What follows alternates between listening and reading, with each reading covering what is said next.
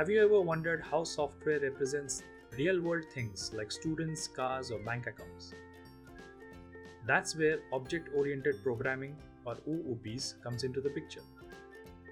The two most important concepts in OOP are class and object. Think of a class as a blueprint or a template.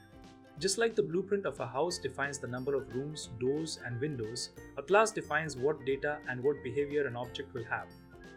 An object, on the other hand, is the real thing created from that blueprint. If a class is the design of a car, then an actual BMW, Tesla, or Hyundai parked outside is an object. Let's understand this with a simple example. Imagine you're building the student management system. Every student has a name, a roll number, and a course. Every student can also study, attend classes, and write exams. Instead of writing separate code for every student, we create a student class that contains these common properties and actions. Whenever a new student joins, we simply create a new object from the student class. For example, Rahul is one object. Priya is another object. Arjun is yet another object.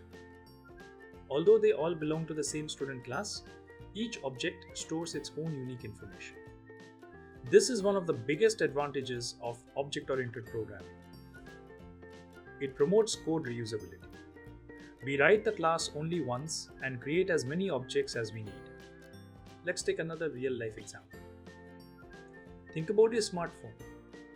Every smartphone has common features like a screen, camera, battery, and speaker. These common features represent the class.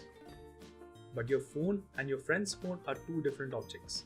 They may have different wallpapers, apps, storage, and settings, but both are created from the same concept of a smartphone. In Python, defining a class is simple. We use the class keyword to create a blueprint. Then, whenever we need a new object, we call the class just like a function.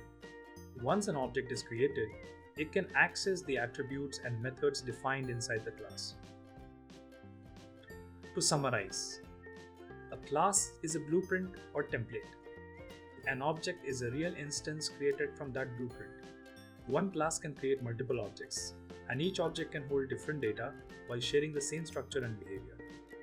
Understanding classes and objects is the first step toward mastering object-oriented programming. Once you're comfortable with these concepts, learning constructors, inheritance, polymorphism, encapsulation, and abstraction becomes much easier. Keep learning, keep practicing, and happy coding.